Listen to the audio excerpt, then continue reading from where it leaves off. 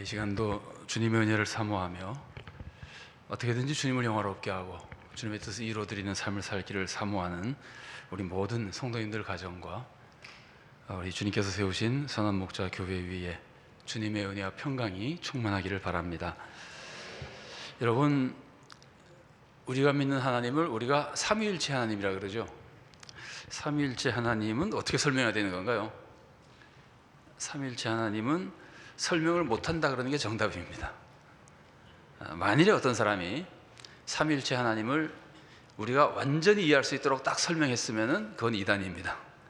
인간의 머리로 이해하도록 설명이 안 됩니다. 자, 그냥 삼위일체 하나님이라는 것을 우리가 서로 이해할 수 없는 여러 가지 설명을 조금 말씀드리면은, 하나님은 한 분이십니다. 한 하나님이십니다. 그런데 우리가 도저히 이해할 수 없는 어떤 방법으로 세 위로 구별되십니다. 구별은 되는데 분리는 되지 않습니다. 만일에 분리되면 세 하나님이 되어버리잖아요. 아니요, 하나님은 한 분이신데 삼위라고 하는 우리가 알 수 없는 방법으로 존재하십니다. 이거는 하나님의 존재 방식이기 때문에 인간은 절대 이해할 수 없습니다. 인간과는 다른 하나님의 존재 방식이기 때문에, 그래서 우리가 이해할 수 없고 그냥 이해할 수 없는데, 하나님은 한 분이시고 삼위로 존재하시며 역사하신다는 것만 전제하고, 제가 삼일체 하나님 얘기를 조금 하려는 것은 이 삼일체 하나님을 이해하려는 것이라기보다는 성령님에 대해서 조금 말씀을 나누기 위해서입니다. 이 삼위의 역사하시는 모습은요, 한 하나님이기 때문에 항상 함께 하십니다.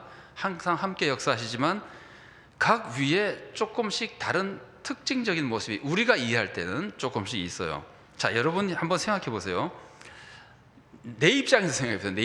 내 입장에서 하나님을 생각한다면은 한 하나님이긴 하지만 성부 하나님, 성자 하나님, 성령 하나님, 그러면은 하나님 아버지와 예수님 중에서 누가 더 친밀하게 느껴지십니까?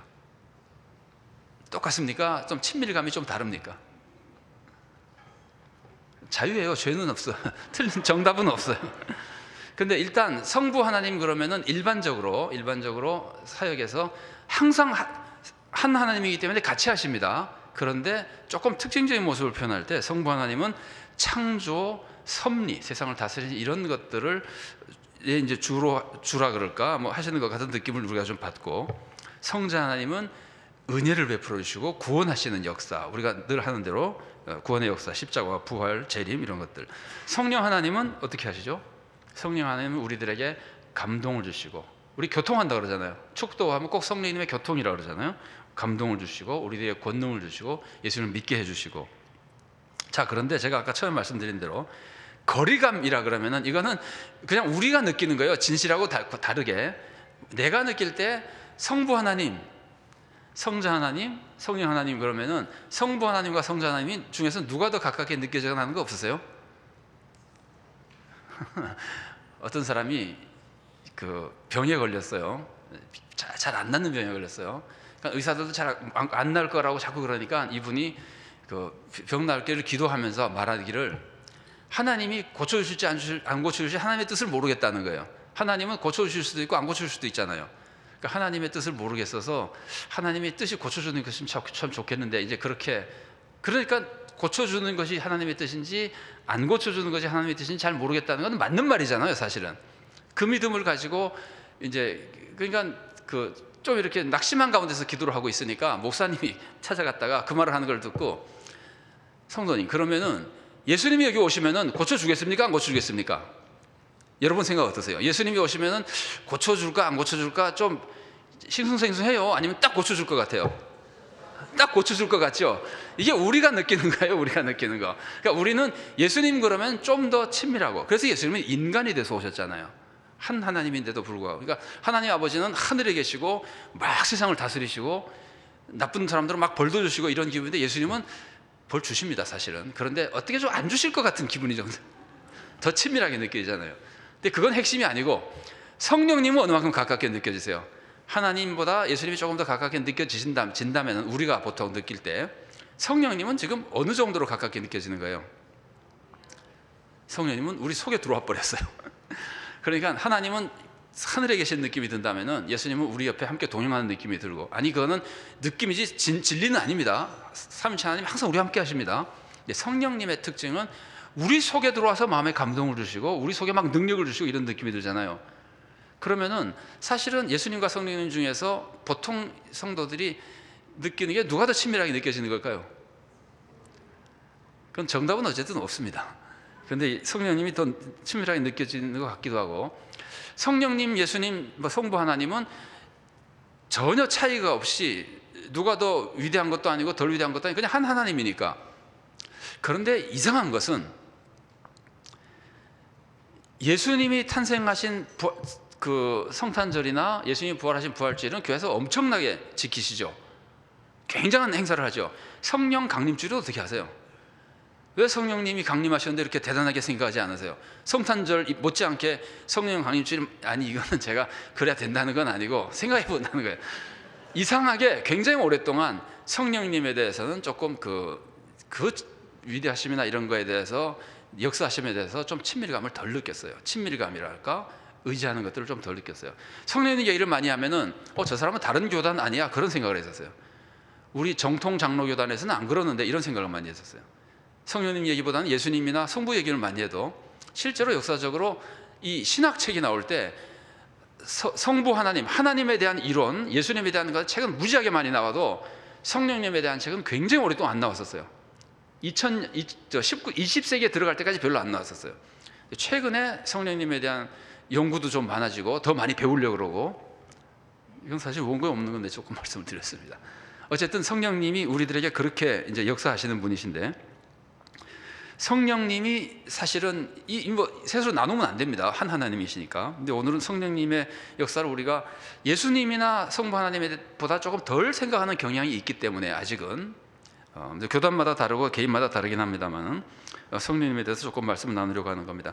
성령님을 따라 살면은요, 성령님을 따라 살면 성령님이 예수님을 딱 믿고 믿음 안에 살 수 있도록 우리를 이끌어 가시기 때문에 우리가 지금까지 계속 얘기했던 절대로 율법주의로 되돌아가지 않습니다. 성령님을 따라 살면 절대로 방탕주의로 되돌아가지 않습니다. 성령님을 따라 살면 오직 예수님만 의지하고, 그리고 철저히 순종합니다. 철저히 바르게 살아갑니다. 성령님만 따라가면은. 자, 이 구원에 대해서, 구원의 세 가지 모습을 만일에 좀 구별한다면은 이렇게 표현할 수가 있어요. 표현만 그냥 이렇게 할 수 있다는 거예요. 구원의 첫 번째 모습은 정죄에서의 구원. 너 죄인이야 라는 거에서 구원이 돼버렸어요. 죄를 다 용서받고 의인이 돼버렸어요. 이게 정죄에서의 구원, 이게 우리가 보통 말하는 죄 용서의 구원이죠. 두 번째 구원의 모습은 우리가 생각할 수 있는 것이 죄책감에서의 구원. 용서의 확신이 너무 강력해서 마음의 평안을 누리는 거예요. 내가 무슨 죄를 지었어도 죄를 용서받았다는 그것이 나에게 강력하게 들어오면서 그 마음에 감사와 기쁨이 넘치는 거예요. 여기도 우리가 죄악 벗은 우리 영혼은 그러잖아요. 이 죄악을 벗었다고 하는 것이 얼마나 대단한 건지 모르거든요. 근데 그것을 느끼게 만들어서 죄책감에서 완전 해방되는 겁니다. 여러분 잘 아시는 대로 죄책감이 얼마나 무서우냐면은 우울증의 굉장히 많은 부분이 죄책감에서 옵니다. 그러니까 죄책감이 정말 우리를 괴롭히는 것인데, 구원의 축복은 정죄에서의 구원, 그러니까 정죄와 저주에서의 구원, 그 다음에 죄책감에서의 구원, 그리고 또 하나는 이걸 우리가 별로 많이 생각하지 않는데, 또 하나는 죄악의 행위에서의 구원입니다. 진짜 구원받으면 죄를 이긴다는 말이죠. 죄를 짓지 않는다는 말이에요. 우리가 부족해서 완전하지 못하기 때문에 자꾸 죄를 짓지만 성령님의 충만한 가운데서는 정말 죄를 안 짓고 살 수 있는 거예요. 시간이 얼마 못 가서 그렇지. 그래서 정죄에서의 구원, 죄책감에서의 구원, 그리고 죄악의 행위에서의 구원, 죄를 이기는 삶을 사는 것, 이게 성령님께서 우리들에게 이루어 주시고 도와주시는 겁니다. 바른 삶을 살게 도와주시는 겁니다. 이 갈라디아서를 보면은요, 갈라디아서는 6장까지 있잖아요. 그런데 1장부터 4장까지는 오직 믿음으로 구원받는다, 은혜로 구원받는다는 것을 많이 강조하고, 5장과 6장에서는 바르게 살아야 한다는 걸 강조하는데, 이거를 만일에 우리가 이단과 연결시켜 보면은 1장부터 4장까지는 율법주의 이단에 대한 공격이고, 거기서부터 구원해 주는 거예요. 은혜로만 구원받는다, 율법으로 구원받으려 그러지 말아라. 5장과 6장은 죄를 지어도 괜찮다는 사람에게 죄를 지으면 안 된다는 걸 가르쳐 주는 거예요. 그러니까 단순하게 만일에 구별해 본다면은 방탕주의로 들어가지 않고 방탕주의에서 나와서 참된 신앙생활을 하도록 가르쳐 주는 거예요. 그러니까 갈라디아서는 은혜와 믿음으로 구원받는다는 걸 가르쳐 주고, 그 다음에는 죄를 짓지 않아야 된다는 것을 우리들에게 가르쳐 주고 있는 겁니다. 그러면서 이제 오늘 우리가 배운 것 중에 오늘 이제 본문 중에 첫 번째로 나오는 것이 올바른 삶을 가르쳐주기 위해서 육체의 일과 성령의 열매를 구별하는 겁니다. 육체의 일, 이거는 죄악된 행위니까 하지 말아야 된다는 거예요. 여러분, 그러니까 이게 이어져야 되는 겁니다. 오직 예수님의 은혜로 구원을 받고 죄를 다 용서받고 구원을 받았다 그랬는데, 거기서 끝나는 게 아니라, 그렇게 구원받은 사람은 죄를 이기기 때문에 다시는 죄를 짓지 않아야 된다는 거예요. 여기까지 꼭 가야 되는 거예요. 죄를 짓지 않아야 된다는 것까지 가지 않고 용서받았다는 소리만 계속하면은 죄 짓는 거에 대해서 죄책감, 부담을 느끼지 않고 오히려 더 죄를 짓는 사람이 되어버리는 거예요. 꼭 거기까지 가야 돼요. 구원 받았으면은 죄를 짓지 않는 하나님의 자녀의 삶을 살아야 된다. 그걸 지금 이제 갈라디아서가 이 뒷부분에서 가르치는 겁니다. 그러면서 첫 번째로 육체의 일은 현저하다, 옛날 성경으로는 분명하다, 환히 드러난다, 이러면서 이제 육체를 우리들에게 하지 말라고 가르치는데, 여기서 말하는 육체는요, 성경에서 말하는 육체는 크게 세 가지 의미를 가지고 있습니다. 하나는 인간 전체를 그냥 육체라고 부를 때가 있습니다. 그 다음에 인간의 몸만 육체라고 부를 때가 있습니다. 전 인간, 그 인간 자체를 육체라고 부르거나, 아니면 그 인간의 몸만 육체라고 부르거나, 그 다음에 세 번째 의미가 뭐냐면은 타락한 인성을 육체라고 부릅니다. 그러니까 타락한 인성을 육체라고 부를 때 그 육체는 나쁜 것을 말하는 거예요. 죄짓고 나쁜 것을 말하는 거예요. 근데 오늘 본문에서 말하는 육체의 일이라고 하는 것은 이 악한, 타락한 인간의 본성에서 나오는 악행을 말하는 거예요. 그래서 이제 악행이 이런 것이라고 가르치는데, 육체의 일을 한다고 하는 것은 악을 행하는 것이고 구원받지 못한다 그럽니다. 오늘 본문에서 그러죠. 이런 일을 행하는 자는 구원받지 못한다. 육체의 일은 죄 짓는 것이고 죄 짓는 자는 구원받지 못한다. 달리 말하면은 악행은 하나님의 뜻을 어기는 것이고, 좀 다르게 말하면 율법을 어기는 겁니다. 율법을 어기는 자는 구원받지 못한다는 말은 두 가지 경고를 주고 있어요. 우리가 올바르게 믿는 것을 복음주의라 그러거든요. 여기서 잘못 믿는 것을 율법주의라 그러죠. 이 두 가지가 상반됩니다. 그런데 두 가지 다의 경고를 해줘요. 어떻게 경고를 해주냐면은, 율법을 어기면 구원받지 못한다 그러면은 율법주의자에게 경고가 되죠. 율법주의자는 율법을 다 지켜야 되는데 어기면 구원받지 못한다 그러니까 어겼으니까 구원 못 받잖아요. 율법주의가 절대로 안 된다는 걸 알려주죠.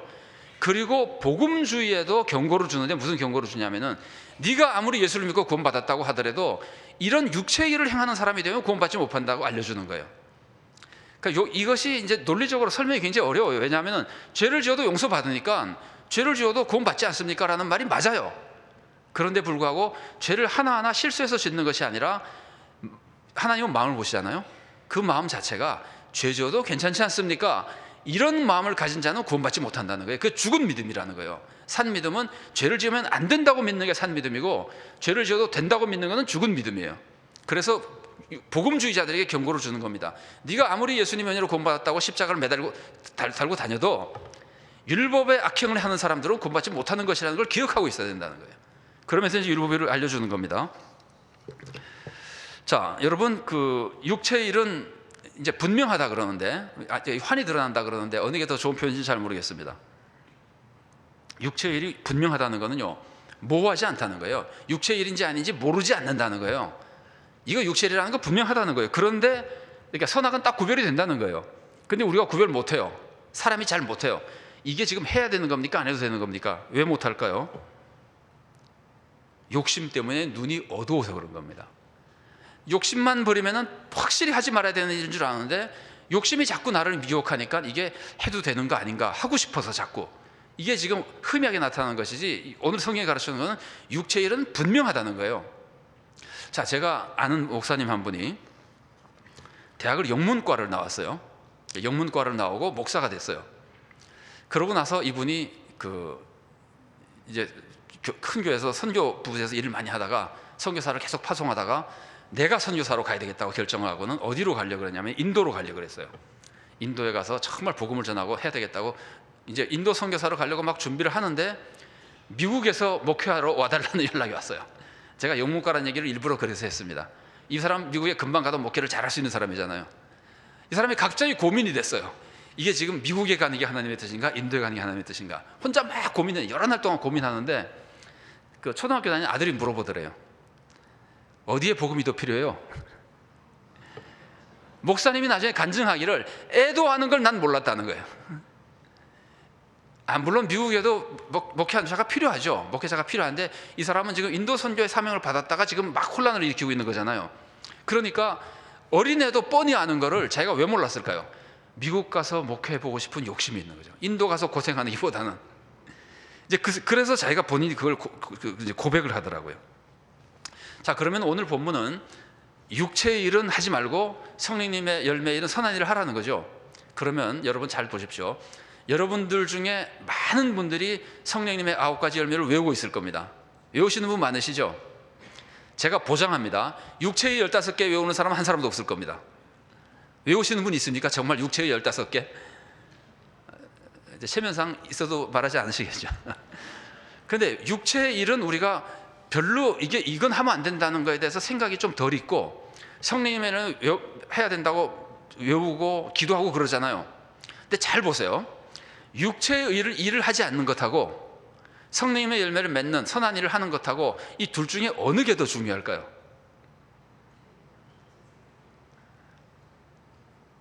이제 이건 어디가 중요한지 잘 모릅니다. 잘 모르는데 이 생각을 한번 해보세요.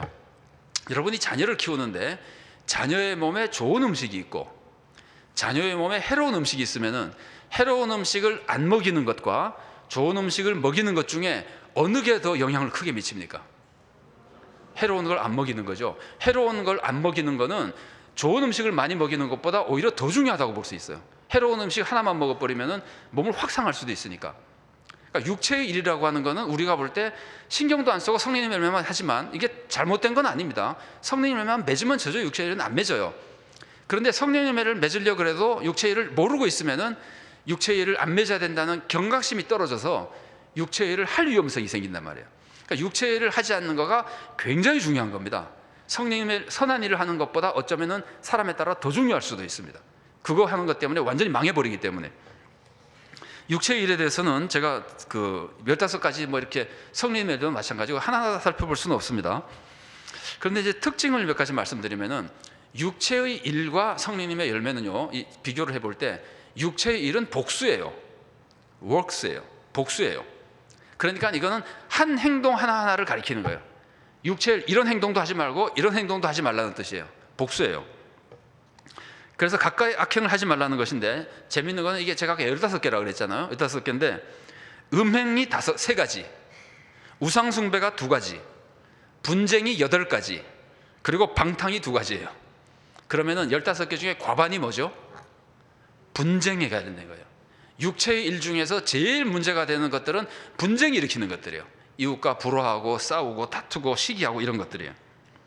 왜 그렇게 했느냐고 짐작해 본다면은 성령님의 열매의 핵심은 사랑입니다. 성령님의 열매는 전부가 사랑이라고 해도 과언이 아닙니다. 그런데 사랑을 가장 직접적으로 깨뜨리는 것이 분쟁이잖아요. 불화하고 시기하고 시비 걸고 시기하고 싸우고. 그래서 이 교회에 대한 교훈 중에, 여러분 성경에서 교회는 성전입니다. 그런데 교회당은 성전이 아닙니다. 이 구약에서 성전이라고 하는 것은 신앙생활의 센터예요. 센터. 그리고 구약에서 성전이 하나밖에 없었어요. 그 성전에서만 제사를 드릴 수 있어요. 성전이 아니면 신앙생활을 제대로 못합니다. 구약 시대에는. 그 성전은 오늘날 교회당과 다릅니다. 그때는 성전이 아니면 제사 못 드린다 그랬죠. 오늘날은 교회당 아니면 예배 못 드립니까? 길거리에서 드려도 되고 밖에 나가서 드려도 되고 어디서도 예배 드릴 수 있어요. 그러니까 성전과 교회당은 전혀 달라요. 그런데 성전을 성경에서 교회라 그래요. 교회는 성전이에요. 교회와 교회당은 다르죠. 교회는 성도님들이 모여서 신앙생활하는 공동체고, 교회당은 교회 시설입니다. 그래서 교회당은 성전이 아니지만 교회는 성전입니다.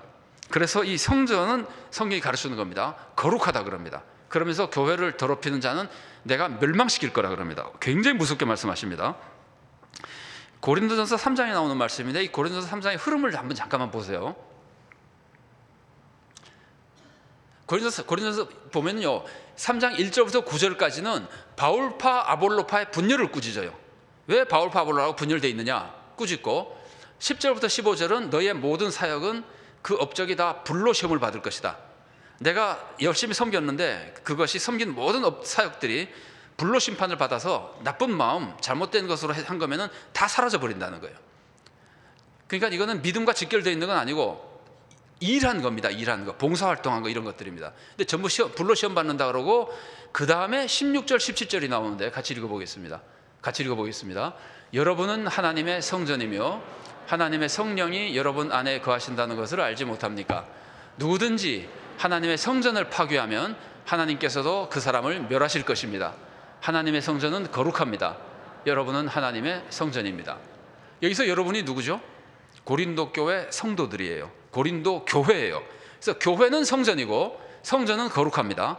그런데 그 성전을 더럽히는 사람은 하나님이 멸하신다. 굉장히 무서운 말입니다. 여기서 말하는 것이 디스트로이 해버린다는 거예요. 멸망시켜버린다는 거예요. 그러면서 다시 강조하는 겁니다. 너희는 하나님의 성전이 너희는 거룩해라. 그런데 이 아까 육체의 일 중에 8가지가 분쟁이었잖아요. 고린도전서 3장 보면 앞부분에서 바울과 아볼로의 분쟁을 꾸짖었잖아요. 그리고 성전을 더럽히는 걸 말하는 것을 볼 때 성전을 더럽히는 것에 있어서도 제일 무서운 게 분쟁을 일으키는 겁니다.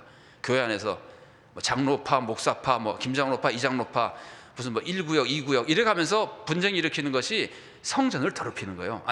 교회를 더럽히는 거예요. 교회를 더럽히면 세상 사람들이 그 교회 좋아하지 않습니다. 그리고 하나님이, 세상 사람들이 좋아하는 건 둘째치고 하나님이 그렇게 더럽히는 사람은 내버려두지 않는다. 굉장히 하나님이 싫어하시는 일이라는 거예요.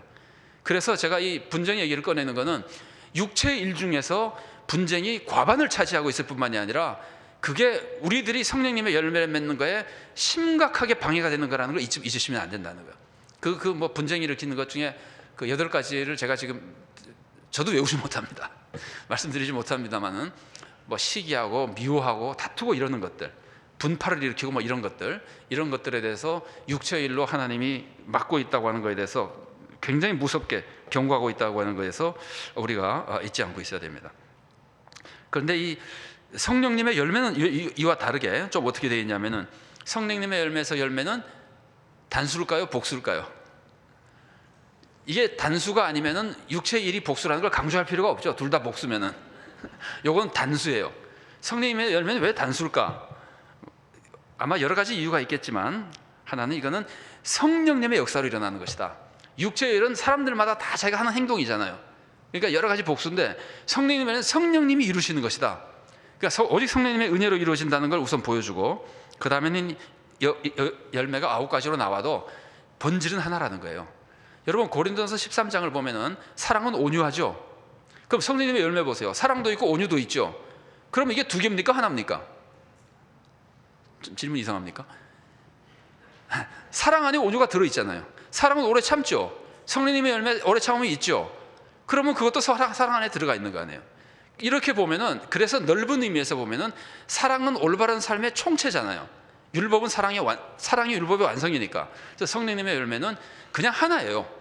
한마디로 말하면 사랑이라고 볼 수도 있어요. 그러나 여러 모습으로 나타나기 때문에 9가지 이렇게 표현하는 것이라고 볼 수 있습니다. 근데 성령님의 열매의 특징은, 성령님의 열매는 사람의 인품을 올바르게 바꿔주는 겁니다. 그래서 9가지 열매를 잘 보면은 행동이 아닙니다. 다 행동이 아니고 성품이 바뀌어버리는 겁니다. 사랑하는 사람, 항상 기뻐하는 사람, 온유한 사람, 절제할 수 있는 사람, 이런 전부 이 인품을 바꿔주는 것이고, 그 인품에서 저절로 나오는 게 뭐냐면은 올바른 삶이에요. 율법을 지키는 올바른 삶이 되는 거예요. 이 올바른 인품에서. 그러니까 성령님의 열매는 올바른 인품이라고 기억하시면 좋을 것 같고요. 그 다음에 또 한 가지는 이 올바른 인품에서 나오는 이 바른 삶이 어느 정도의 그 능력을 가지고 있느냐 하면은 선으로 악을 이기는 능력을 가지고 있어요. 선으로 악을 이긴다고 하는 것은요, 선과 악이 싸워서 선이 이기는 정도가 아니고, 여기서 말하는 이긴다고 하는 것은 영어로 말하면 컨커라는 단어예요. 정복하는 거예요. 정복. 그러니까 선으로 악을 이기는 거는 선이 악을 정복하는 거예요. 정복하고 그냥 싸워서 이기는 거 기분이 좀 다르죠. 정복한다고 하는 것은, 이게 지금 A라는 나라고 이게 B라는 나라인데, A라는 나라가 B라는 나라를 정복하면 B가 무슨 나라가 됩니까? A라는 나라가 되어버리잖아요. 맞아요? 선으로 악을 이긴다고 하는 것은 악을 선하게 바꿔버리는 거예요. 아까 누룩 얘기했었지만, 누룩은 생반죽에 들어가면, 누룩이 들어가면 생반죽이 다 누룩이 되어버리잖아요. 빛이 어두움에 가버리면 모두가 다 빛이 되어버리잖아요. 밝아져 버리잖아요. 이게 성령님의 능력이에요. 성령님의 열매. 그러니까 성령님의 열매는 선으로 악을 정복하는 겁니다. 자, 내가 A라는 사람은 사랑하고 B라는 사람도 사랑하고 C도 사랑하는데 D는 사랑하지 않는다. 성령님의 열매를 맺는 사람입니까? 못 맺는 사람입니까? 성령님을 못 맺는 사람입니다. 성령님에는 뭐라 그럴까요? 한두 군데서 화목하는 것이 아니라, 사랑하는 게 아니라 전체를 사랑하는 것이 성령님의 열매입니다. 왜냐하면요, 사랑이라고 하는 것은 좁은 것은 사랑이 아닙니다. 내가 내 가족을 목숨처럼 사랑한다, 그거 사랑 아닙니다. 왜냐하면 내 가족을 아무리 목숨처럼 사랑해도 내 가족이 아닌 사람을 사랑하지 않으면 사랑이 아닙니다. 예를 들어서 히틀러가 아마 인류 역사상 대표적인 악인이잖아요. 히틀러가 자기 가족을 사랑했을까요? 안 했을까요? 뭐 가족인지는 몰라도 히틀러가 사랑한 여인이 있잖아요. 에바 브라운이라는 사람. 그 사람은 히틀러가 아무리 사랑해도, 히틀러는 유대인들을 죽이고 그랬잖아요.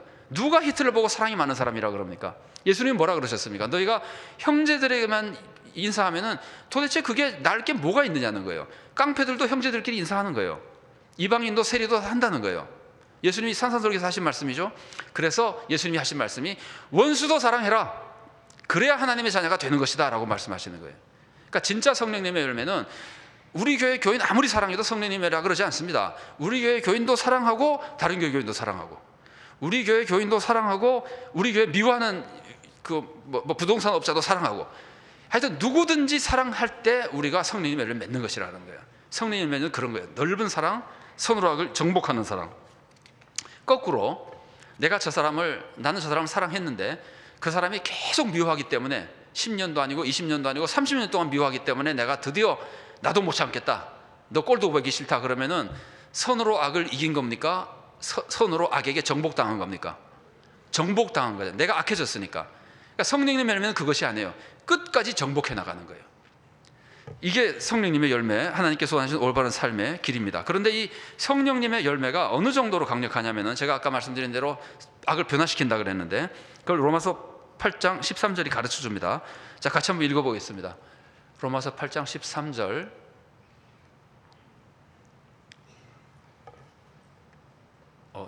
잘못됐었나요?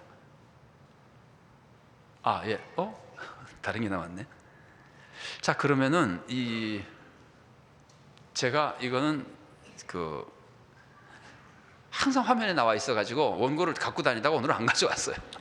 그래서 부득이 개역 개정판으로 읽어드리겠습니다. 아주 어색하지는 않으실 겁니다.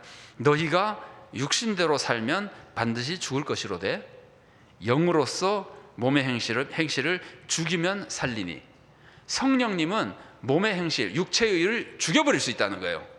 성령님의 능력은. 그래서 성령님의 열매가 육체의 일을 하지 못하게 만들고 선하게 만들고 변화시켜 주는 겁니다. 자, 성령님의 열매와 성령님이 우리들에게 돕는 것 중에 성령님의 은사가 있기 때문에 지나가면서 조금만 정리를 하면은, 성령님의 열매는 모든 열매를 모든 성도가 다 맺어야 됩니다.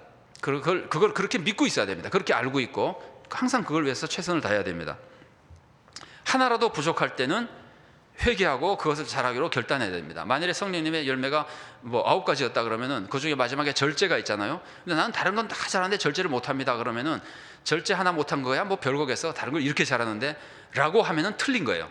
절제 못한 그것을 고쳐야 되는 거예요. 그것을 회개하고 기도하고 고쳐야 되는 거예요. 그러니까 성령님에는 다 맺어야 되는 겁니다. 나는 신앙생활한 지 1년밖에 안 됐으니까 안 맺어도 되죠 그러면은 하나님이 뭐라 그러실까요?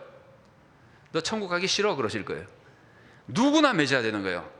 못 맺는 거는 하나님께 기도하고 회개하면서 맺는 삶으로 나가야 되는 거예요. 성령님의 열매는. 근데 성령님의 은사는 전혀 다릅니다. 성령님의 은사는 모든 성도가 모든 은사를 다 받는 것도 아니고, 안 받아도 아무 상관이 없고, 받으면 받은 것에 대해서만 충성해서 일하면 되는 겁니다. 성령님의 은사와 열매는 전혀 다릅니다. 그리고 은사는 일하는 능력입니다. 하나님을 섬기기 위해서 가르치는 은사를 받는다든가, 찬양의 은사를 받는다든지, 아니면은 봉사하는 은사를 받는다든지 일하는 겁니다. 이게 사람의 품성과는 전혀 관계가 없습니다. 성품, 온유하고 감사하고 이런 성품과는 좀 다른 겁니다. 그래서 이 두 가지를 우리가 같이 얻어서 성령님의 역사 속에 일할 때 정말 하나님께 영광을 드리고 교회에 덕을 끼치는 이제 사역자가 될 수 있는 겁니다. 자, 성령님의 열매 중에 몇 가지만 좀 정리를 해보면요. 성령님 중에서 기쁨 있잖아요. 사랑은 여러분 너무 많이 아실 거고, 자, 기쁨 있잖아요. 이 기쁨이라고 하는 것은, 기쁨이 어디서 오느냐 하면은, 기쁨이라는 단어와 이 은혜라는 단어, 이런 것들이 다 같은 어원에서 왔어요. 은혜는 카리스마라 그러고 기쁨은 카라라 그럽니다. 그리고 이제 감사도 여기서 왔어요. 감사는 유카리스토스라 그러거든요. 그러니까 이게 다 카라라고 하는 이 원어에서, 어원에서 왔는데, 기쁨은 어디서 오느냐면은 은혜를 받으면 오는 거예요. 하나님으로부터 은혜를 받으면, 여러분, 하나님이 여러분에게 집을 하나 새로 여러분에게 하나 집을 하나 해줬다 그러면 기쁠 거 아니에요. 그거는 이제 은혜로 받은 선물이거든요. 그러니까 너 저 용서해 줄게 그럼 기쁠 거 아니에요. 너 천국 데려갈게 그럼 기쁠 거 아니에요. 그러니까 은혜를 받아야 기쁨이 생기는 거예요. 근데 우리는 항상 하나님의 은혜 속에 살잖아요. 그러니까 항상 기쁨이 충만하게 살아야 되는 거예요. 그리고 이제 그래서 그 은혜를 아는 사람은 고난 중에도 기뻐하는 겁니다. 왜냐하면은 하나님의 은혜 안에서는 고난마저도 합력해서 선을 이룬다는 것을 믿기 때문이에요. 고난을 딱 봐도 이 고난 다음에 하나님의 축복이 오는구나라는 걸 보니까 고난 속에서 기뻐하는 거예요. 이게 성령님의 열매예요. 근데 재밌는 거는 기뻐하라고 하는 것을 지금 명령을 합니다. 여러분, 기쁜다고 하는 것이 명령한다고 되는 일입니까? 기뻐해라 그러면은 기뻐할 일이 하나도 없지만 내가 기쁜 마음이 생기지도 않지만은 그러면 지금부터 기뻐해야지 하면은 기쁨이 되는 겁니까? 그런데도 기뻐하라 그래요. 이 기쁨이라는 건 근본적으로 좀 이렇게 감정적인 것이 포함되어 있는데 기뻐하라 그러거든요. 근데 이걸 우리가 기억해야 될 것이 뭐냐면은 이게 명령으로 되어 있는 이유는 기쁨의 여건이 없고 실제로 기쁨이 안 생길 때도 기뻐해야 되는 것을 알고 기뻐하기 위해서 노력해야 된다는 걸 의미하는 겁니다. 그렇게 할 때 진짜 기쁨이 생긴다는, 하나님이 나에게 기뻐하라 그랬으니까 내가 주위에 있는 건 전부 슬픈 일 뿐이지만 하나님을 믿고 내가 기뻐해야지. 그러니까 하나님을 바라보며 기쁜 것을 찾아가며 기뻐하려고 노력하면은 진짜 기쁨이 솟아나는 겁니다. 이게 명령이라는 걸 우리가 잊지 말아야 됩니다.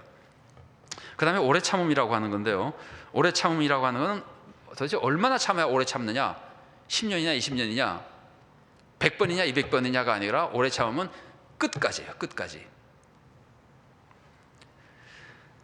그 중국에 전해져 오는 얘기 중에 이런 얘기가 있습니다. 고대 중국입니다. 한 집에 9대에 걸쳐서 할아버지, 아버지, 손자 뭐 이러면 3대잖아요. 이게 9대에 걸쳐서 300명이 한 집에 사는 집이 있었어요. 아무리 대가족 제도라도. 중국에서도 드문 일이거든요. 그러니까 황제가 그 집에서 좀 멀지 않은 곳에 순방을 갈 일이 있었어요. 그랬다가 거기 이제 갔다가 돌아오려고 그러는데 신하 한 사람이 황제에게 말하기를, 전하, 이곳에 9대에 걸쳐서 300명이 사는 집이 있습니다. 한번 가서 격려도 한번 해주시고 한번 보시면 어떻습니까? 그러니까 황제가 놀라가지고, 야, 그렇게 훌륭한 집안이 있느냐, 한번 가보자. 그래서 그 집에 갔어요. 그 집에 가니까 이제 가장이 나왔잖아요. 그 집에 이끌어가는 가장이 나와가지고 인사를 하니까 황제가, 여러분 같으면 궁금하지 않겠습니까? 어떻게 그렇게 살 수 있느냐? 황제가 물어봤어요. 어떻게 해서 너 그렇게, 다른 사람은 3대도 같이 못 사는데 9대에 걸쳐서 300명이 한 집에서 살 수 있느냐?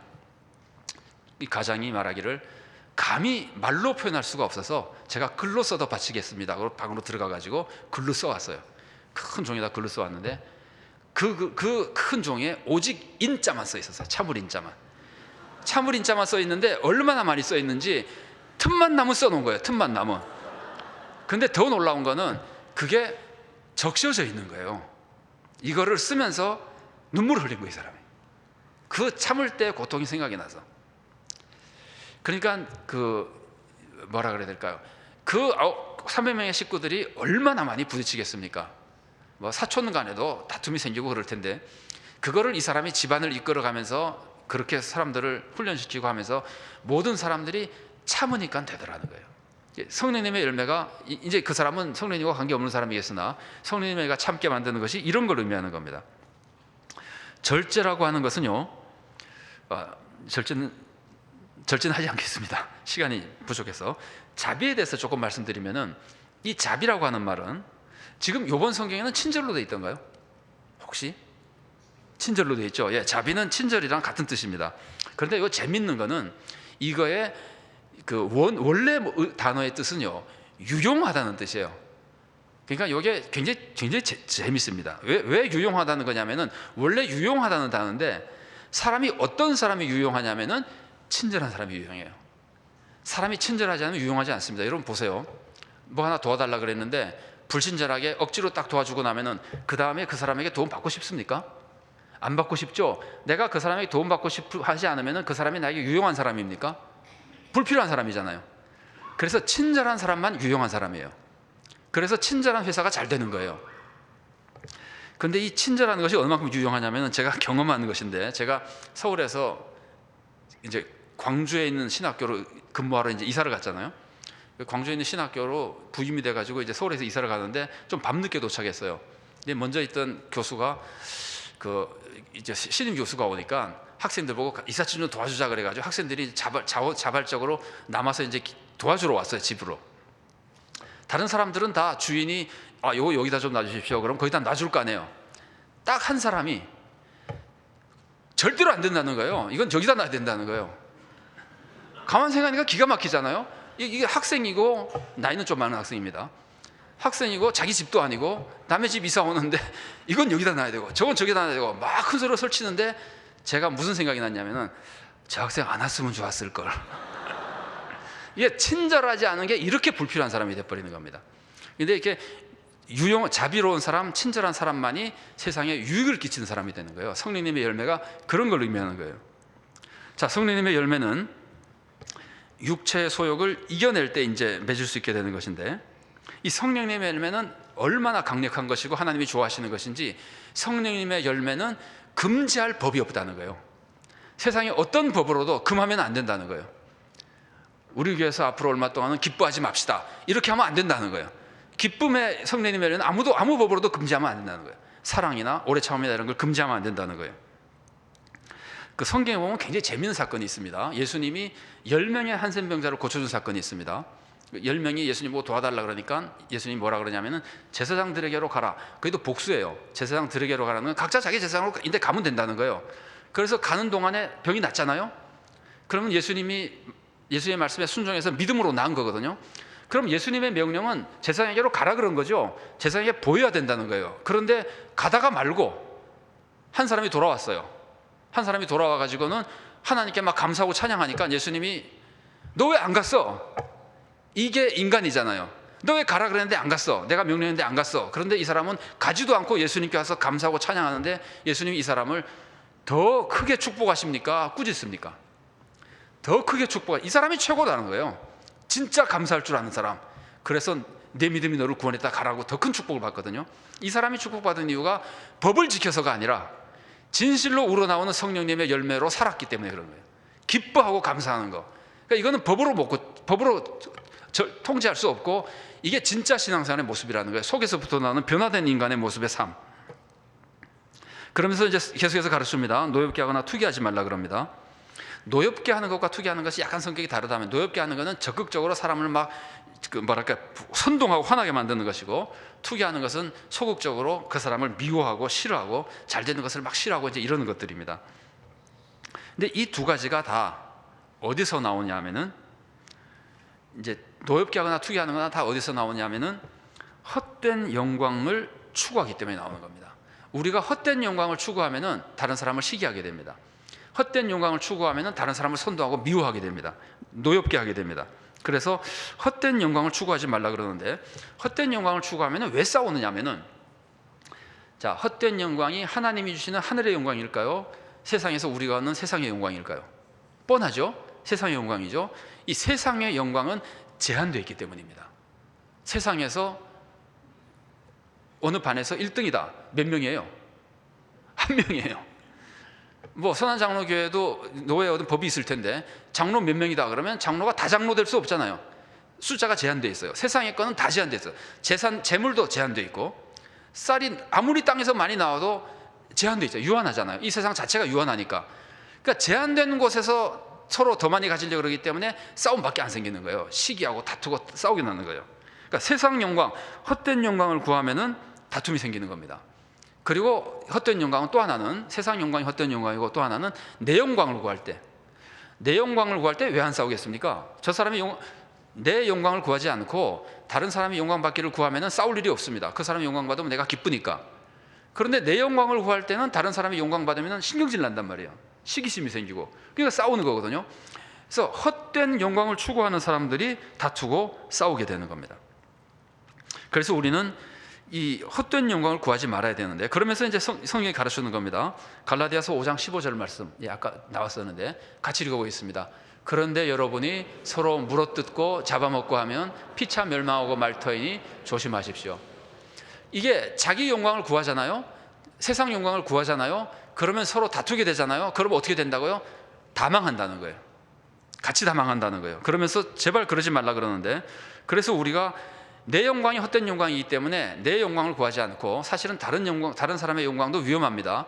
왜냐하면은 바울파 아볼로파 싸운 사람들은, 바울파 사람들은 바울의 영광을 구했어요. 바울이 최고다. 아볼로파 사람들은 아볼로의 영광을 구했어요. 그래도 싸우잖아요. 사람의 영광을 구하니까. 누구의 영광을 구해야 싸우지 않을까요? 하나님의 영광입니다. 하나님의 영광을 구하면은 아무도 싸울 일이 안 생깁니다. 하나님이 영광 받으시면 되니까. 그래서 내 영광이 아니라 하나님의 영광을 구하고, 칭찬도 세상의 칭찬을 구하지 않고 하나님의 칭찬을 구하면은 싸울 수가 없습니다. 이게 불가능합니다. 왜냐하면은 하나님은 뭘 보고 칭찬하시죠? 하나님은 뭘 보십니까? 마음을 보시잖아요. 하나님은 마음을 보고 칭찬하시는데, 내가 하나님이 누구를 칭찬하는지 알 수가 없는 것이 내가 다른 사람의 마음을 모르기 때문에요. 싸우고 싶어도 못 싸워요. 그 사람의 마음이 어떻고 하나님이 어떻게 칭찬하는지 모르기 때문에. 우리가 외형을 보면 싸울 수 있지만 마음을 봐야 된다 그러면 싸울 수가 없습니다. 아무도 모르기 때문에. 그래서 우리가 하나님의 칭찬을 바라보는 사람들은 싸우지 않습니다. 그러니까 다툼이 생길 수가 없습니다. 여기서 제가 조금 어려운 질문을 해보겠습니다. 우리가 세상에서 칭찬받는 것은 그 헛된 영광이라는 걸 알고 있는데, 교회에서 칭찬받는 것은 하늘의 칭찬인가요? 땅의 칭찬인가요? 교회에서 칭찬받는 것은 땅의 칭찬입니다.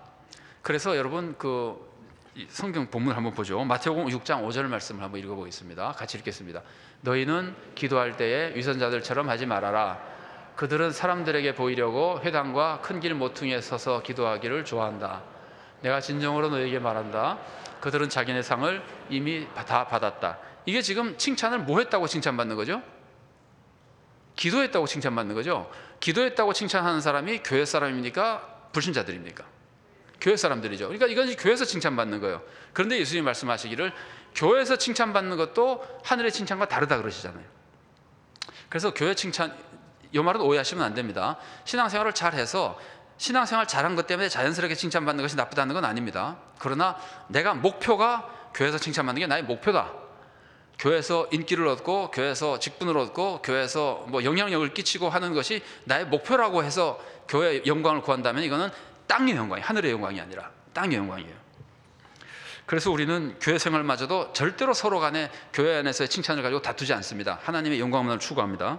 그런데 이 시기심에서 우리가 기억해야 될 좀 어려운 것이 뭐냐면은, 사람이 시기하는 거는요, 자기가 중요하다고 생각하는 거에 대해서만 시기합니다. 저는 피아노를 전혀 못 치잖아요. 피아노 잘 치는 거에 대해서 관심도 없어요. 그러니까 아무리 피아노 잘 치는 사람 봐도 아무런 시기심이 생기지 않아요. 제가 사랑이 있어서 그런 게 아니에요. 그냥 관심이 없어서 그래요. 여러분 공감이 되시죠? 축구 선수가 탁구 선수를 보고 탁구를 아무리 잘 쳐도 시기심 생기지 않아요. 뭘 보면 시기심이 생길까요? 축구 잘하는 사람 보면 시기심이 생기는 거예요.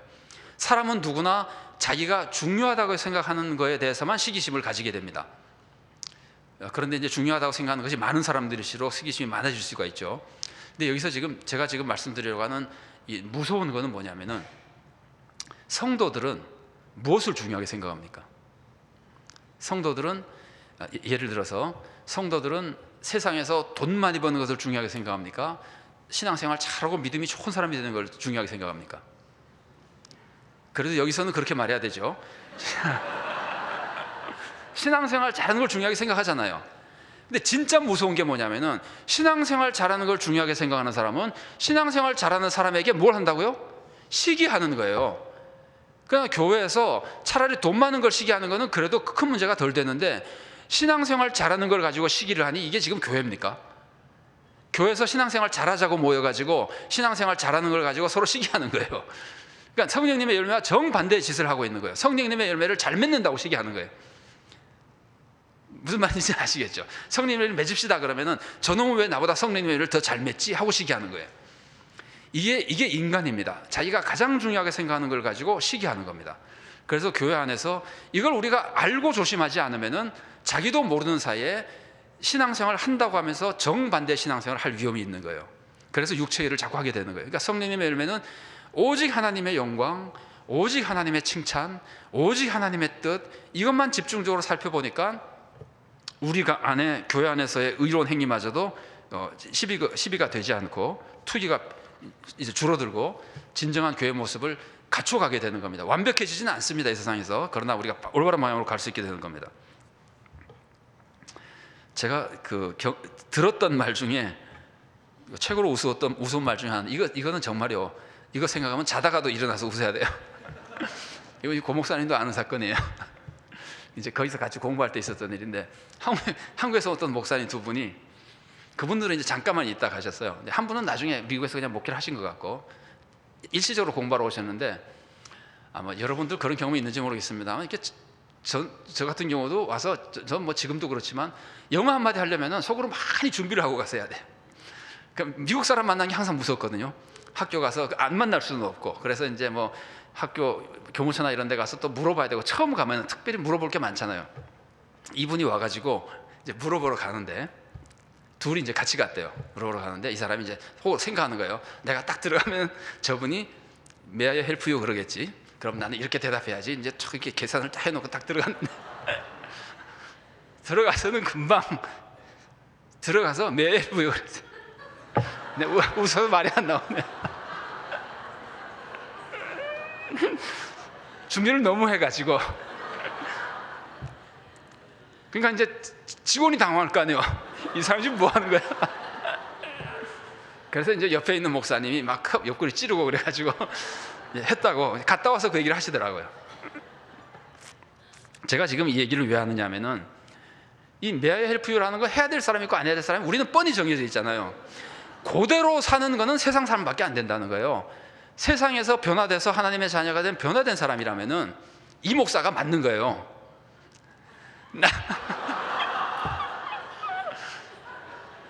내가 전혀 그런 말 할 필요가 없는 사람일 때도 정말 도와주고 싶은 마음으로 살아야 된다는 거예요. 이게 얼마나 멋있습니까?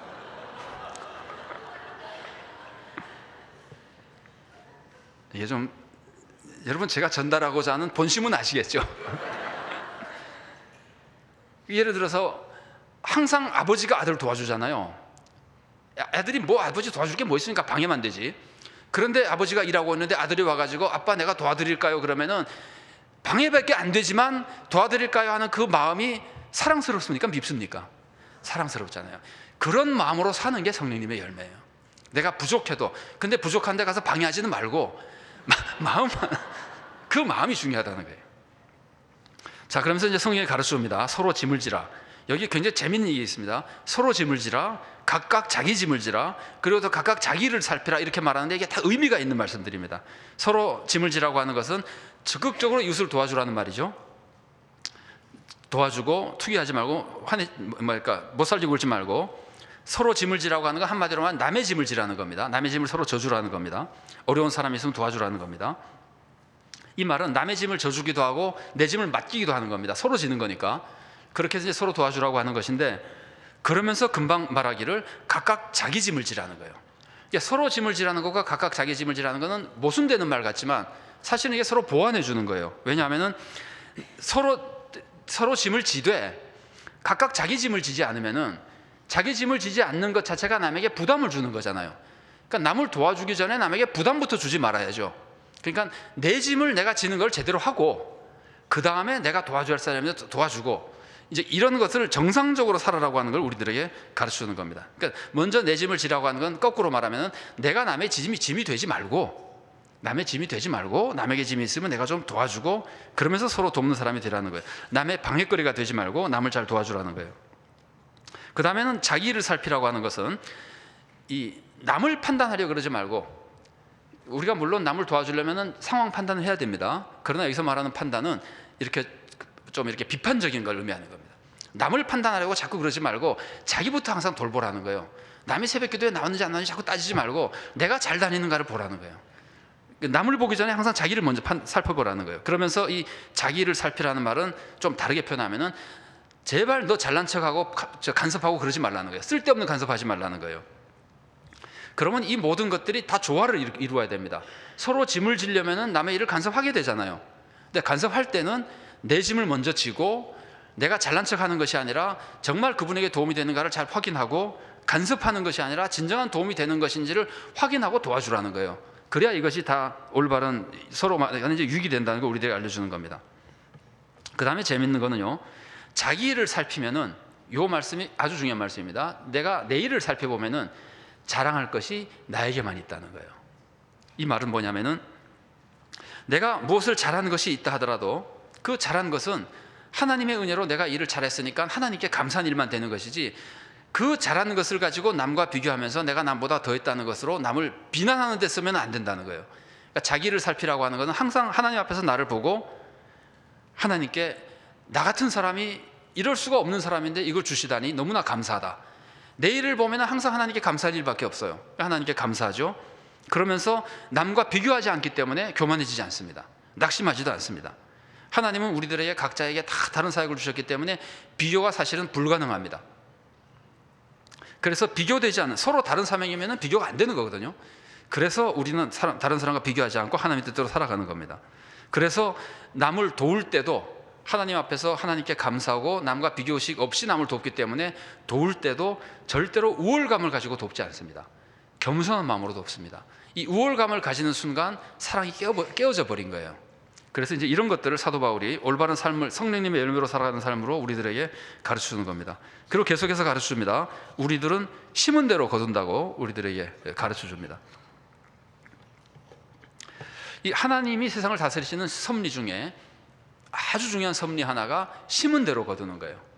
자연 법칙 보면 정말 심은 대로 거두죠. 그래서 우리도 속담에 콩 심은 데 콩 나고 뭐 이런 얘기 하잖아요. 그게 농사에서만 그런 것이 아니라 신앙생활 모든 거에 다 그렇습니다. 그래서 사도 바울이 가르치기를, 육체를 따라서 육체로 심는 자들은 육체의 일을 거두고 파멸당하는 것이고, 성령님 따라서 성령의 일을 심는 사람은 그 심은 대로 거둬서 영생의 열매를 거둔다, 이거거든요. 심은 대로 거두는 것. 그래서 우리가 그 하나님의 중요한 섭리가 이 심은 대로 거둔다는 것을 이해하고, 그 올바른 삶이 얼마나 하나님께서 우리들이 내주신 축복의 길인가 하는 것을 우리가 잊어버리면 안 됩니다. 자, 하나님이 심은 대로 거두게 하시는 모습 중에는 이런 것들이 있습니다. 즉시 나타나는 게 있습니다. 예를 들면은 예수님을 믿으면 영생 얻는다 그러잖아요. 그럼 이거는 즉시 나타납니까? 나중에 나타납니까? 이거는 즉시 나타나는 거예요. 믿자마자 영생을 이미 다 가지고 있는 거예요. 이제 누리는 거는 천천히, 영생이니까 나중에 누린다 하더라도. 그런데 시간이 지난 후에 결과가 나타나는 경우가 굉장히 많습니다. 세상에서도 대부분 그렇습니다. 예를 들어서 봄에 심으면 가을에 거두고, 가을에 심으면 봄에 거두고, 나중에 거두잖아요.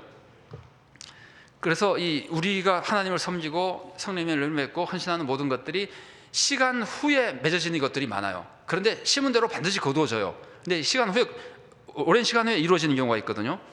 그러면서 경우에 따라서는 내가 생각하는 것과 다를 때가 있어요.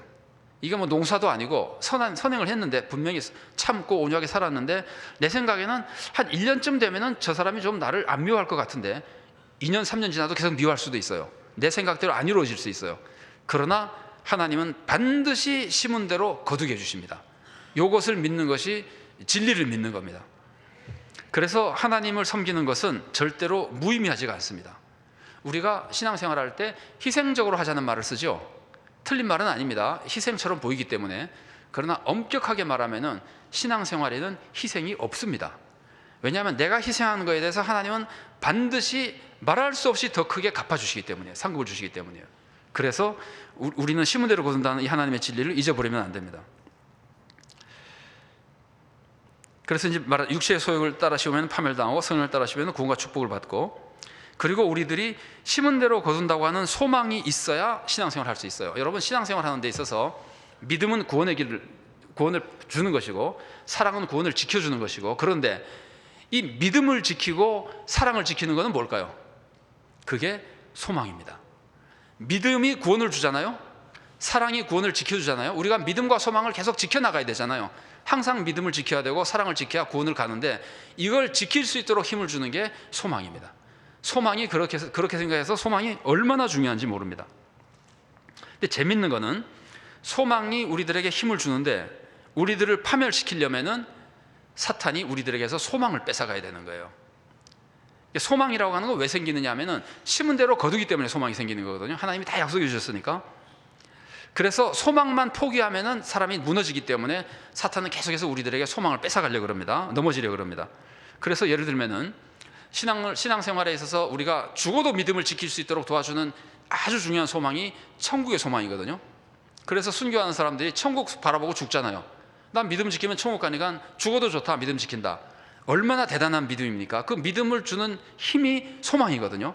천국 소망이거든요. 근데 사탄은 어떻게 하냐면은 천국 없어 그러는 거예요. 천국이 있긴 무슨 천국이 있어. 이 세상에서 하나님 뜻대로 잘 살면 그게 천국이야. 죽어서 가기는 무슨 미쳤어. 이런 식으로 우리를 미혹하는 거예요. 이거는 사탄이 하는 이거는요, 사탄의 종이 된 사람이 얼마나 많은지 신학 박사들도 그런 얘기해요. 신학을 열심히 공부해서 한다는 말이 내세 천국, 무슨 내세 천국이야 이런 말이에요. 목사님들도 공부 많이 하고 나서 그런 사람들이 있어요. 그 지난번에 뭐 미국에서 설문조사를 했다는데 그 오래전에 본 겁니다. 요새는 잘 모르겠습니다. 미국 목사들 중에 천국 안 믿는 사람이 꽤 있다 그러더라고요. 그러니까 천국이 없다고 생각하는 순간 천국 소망이 사라져버리면은 믿음 지키는 힘이 확 약해지는 겁니다. 그러니까 사탄이 그걸 속이는 겁니다. 그 다음에 이제 또 무서운 거는 이생의 복과 고통은 눈에 보이잖아요. 그래서 이생의 복과 복을 가지고 예를 들면은 사탄이 유혹하는 겁니다. 저 사람 봐라, 이렇게 살았더니 복을 받았잖아. 그러니까 사탄이 그걸 가지고 그 이후에 하나님이 주시는 그 장기적인 거두는 것을 보지 못하게 만들면서 사탄이 미혹해서 소망을 깨뜨리는 겁니다. 그래서 우리가 천국의 소망, 이 세상에서 반드시 하나님이 합력해서 선을 이루어준다는 소망, 이것이 약해지면은 믿음이고 사랑이고 다 잃어버리게 되는 겁니다. 소망이 얼마나 강력한지, 그러니까 이제 우리가 여기 이제 본문에서 스스로 속이지 말라는 말을 하는 거는요, 미혹받지 말라는 건 이게 지금 사탄에게 속는 것인데, 자, 이 소망이 어느 만큼 힘이 큰 건지를 제가 한번 예를 들어 소개해 드리면은, 자, 예를 들어서 이랬다 그럽시다. 제가 여러분에게, 여러분 내일 새벽 2시에 이 교회 나오시면은 제가 1불을 드리겠습니다. 그럼 여러분 나오겠어요? 1불 보고는 안 나오죠.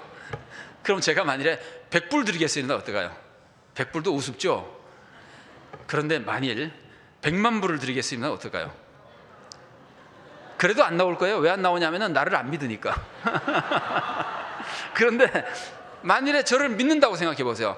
내가 저 사람 말만 들으면 틀림없이 될 거야 라는 소망이 있었는데 그 소망이 100만 불이다 그러면은 아마 웬만한 사람 나올 겁니다. 아, 그래도 안 나오면 좋습니다. 100억 불 그러면 어떨까요?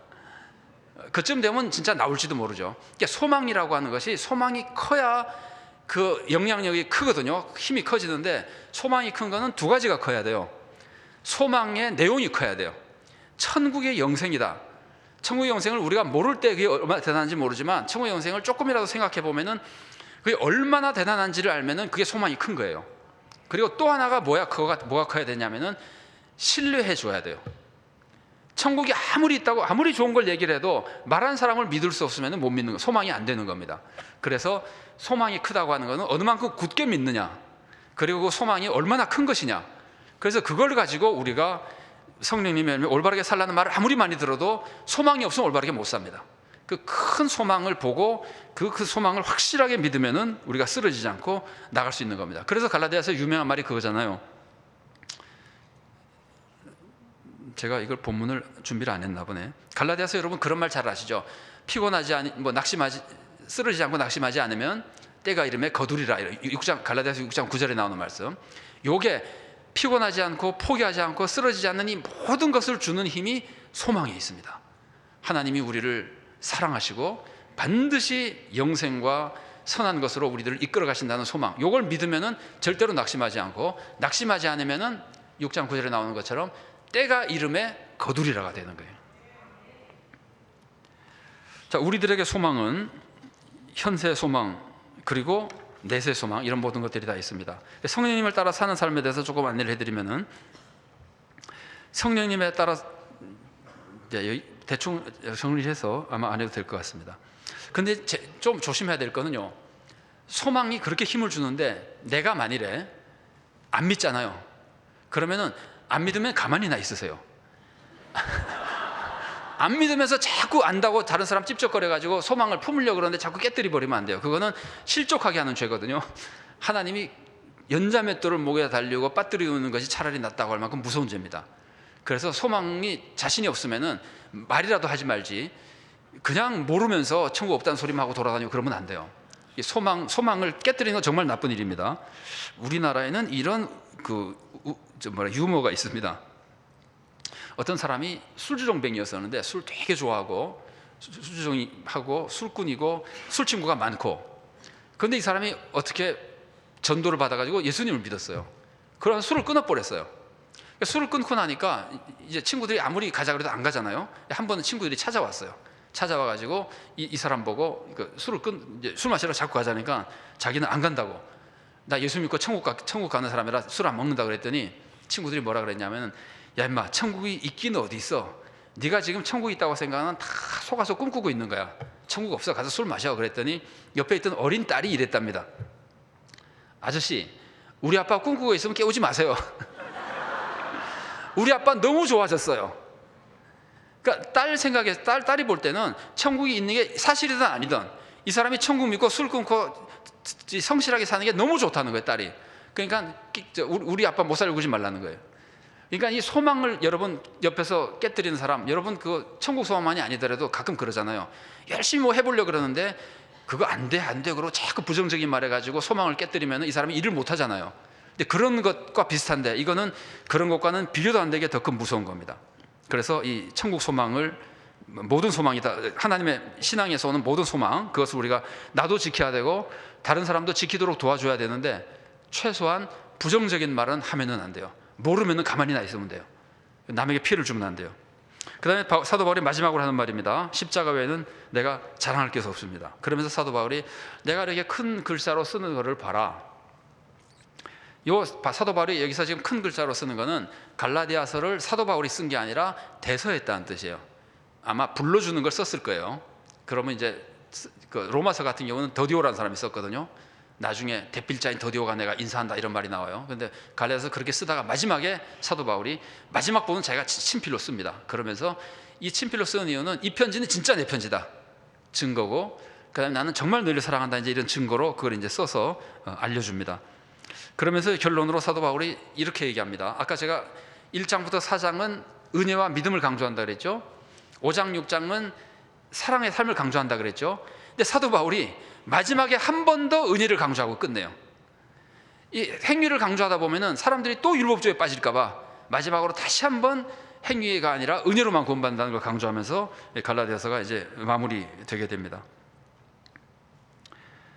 그러면서 이제 율법주의자에 대한 몇 가지 공격을 하는데, 율법주의자들이 율법을 강조하는 이유는 순전히 자기 목적을 위해서라는 겁니다. 이게 지금 이단을 말하는 겁니다. 이단이 성도들 보고 할례를 받아라, 그래야지 너희들 구원받는다고 자꾸 말하는 거는 이 사람이 할례를 받으라고 얘기를 하지 않으면은 유대인들로부터 박해를 받기 때문에 자기는 예수 믿는 사람 같지만 할례를 강조한다고 해서 유대인의 박해를 피하려는 거예요. 사도 바울은 박해를 많이 받았잖아요. 그래서 그걸 피하려는 것이 하나 있고, 또 하나는 내 말을 듣고 행동하는 사람을 만들어서 자기의 업적을 자랑하려고 그러는 거예요. 내가 이 사람도 할례 받게 만들고 이 사람도 할례 받게 만들고 더 큰 구원 받게 만들었고 이러면서 자기를 자랑하려고 그러는 거예요. 그래서 오늘날도 우리가 실수하기 쉬운 것이 뭐냐면은 그 박해를 피하려고 할 때 복음을 떠날 위험성이 있습니다.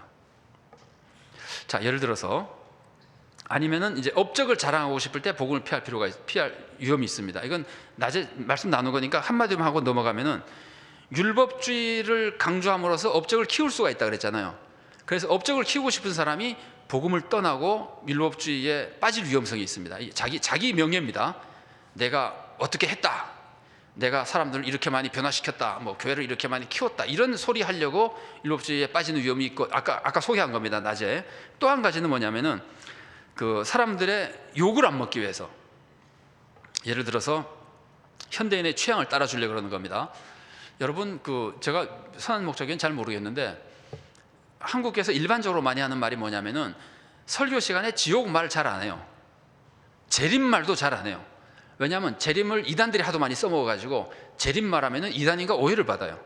이거는 말이 안 되는 거거든요. 재림은 굉장히 중요한 교리인데 사도신경에서 매번 우리가 고백하는 것인데 재림말 잘 안 해요. 지옥말 잘 안 해요. 그러니까 사람들이 싫어하니까, 그러면 사람들이 듣기 좋은 말을 하기 위해서 사람들의 싫어하는 걸 피한다고 하는 건 박해를 피하는 거예요. 그래서 재림 얘기하지 않고, 그 다음에 무슨 방탕주의라든가 이런 거를 자꾸 절제를 얘기하면은 젊은 사람들이 싫어하잖아요.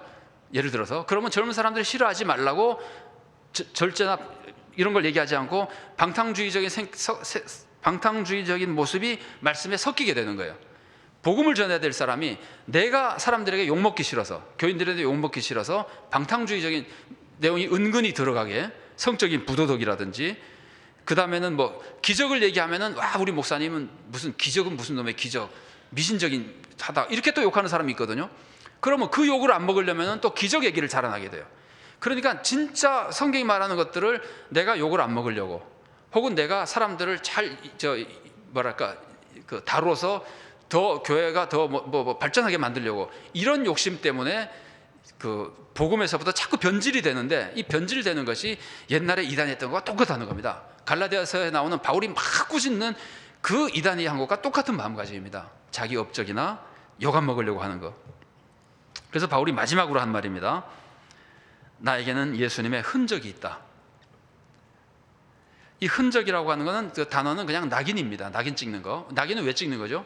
내 거다라고 찍는 거예요. 소 같은 거 이렇게 영화 보면 찍잖아요. 내 거다. 그래서 나는, 바울이 말하는 거야, 나는 예수님 거다.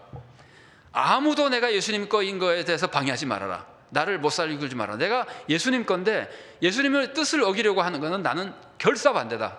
난 너무 슬픈 것이다. 그래서 이제 사도 바울이 예수님 거라는 것을 낙인 찍힌 사람이라고 얘기하면서 오직 예수님의 거니까 나로 하여금 예수님을 떠나도록 강요하지 말아라 이거예요.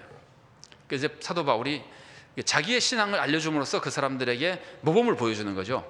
그러니까 아무도 나에게 율법주의적인 얘기를 건드리지 말아라. 예수님의 은혜 속에 사는 게 아니니까 방탕한 얘기 하지 말아라. 그런 거 강요하지 말아라. 그러니까 내가 전한 복음, 내가 전한 진짜 하나님의 진리의 말씀을 거스르는 말을 나에게 하지 말아라. 그러면서 사도 바울이 마지막으로 하는 말입니다. 내가 전한 이것을 나는 따라 살 것이고 너희도 이 말씀에 따라서 올바른 신앙생활을 해야 되는 것이라고 이제 강조하고 있는 겁니다. 그리고 이제 마지막으로 갈라디아 교인들을 축복하면서 말씀이 마칩니다. 너희들이 정말 올바른 신앙생활로 하나님의 구원받은 자녀가 되기를 바란다. 이제 이런 의미로 마지막 축복의 말씀으로 이제 갈라디아서가 마쳐지는 겁니다. 자, 우리가, 제가 여러분들에게 축복이라 그럴까, 여러분이 이렇게 되기를 바란다면은 이 복음을 바로 알고 이 진리의 복음 위에 바로 서서 오직 하나님의 은혜만 의지하는 올바른 믿음 속에 살아가시기를 바랍니다. 그리고 그 믿음에서 은혜로만 구원받았으니까 하나님께 정말 감사하고 하나님을 정말 사랑하고, 그래서 그 사랑하는 그 마음 때문에 하나님의 뜻대로 올바르게 살아가시게 되기를 바랍니다. 그게 올바른 신앙생활이거든요. 근데 이 모든 것을 이룰 수 있는 힘을 얻기 위해서 성령님의 충만하심과 아울러 그 충만하심 속에 생기는 특별히 소망을 꼭 품으시기를 바랍니다. 소망이 있어야 힘이 생기는 겁니다. 그래서 우리가 모두가 이 올바른 신앙생활로 주님께 기쁨과 영광을 돌리고 주님의 뜻을 이루어드리고, 우리도 다 구원을 받고 또 우리로 인해서 세상 사람들이 구원받는, 세상을 구원하는 좋은 교회가 될 수 있기를 바랍니다. 같이 기도하시겠습니다.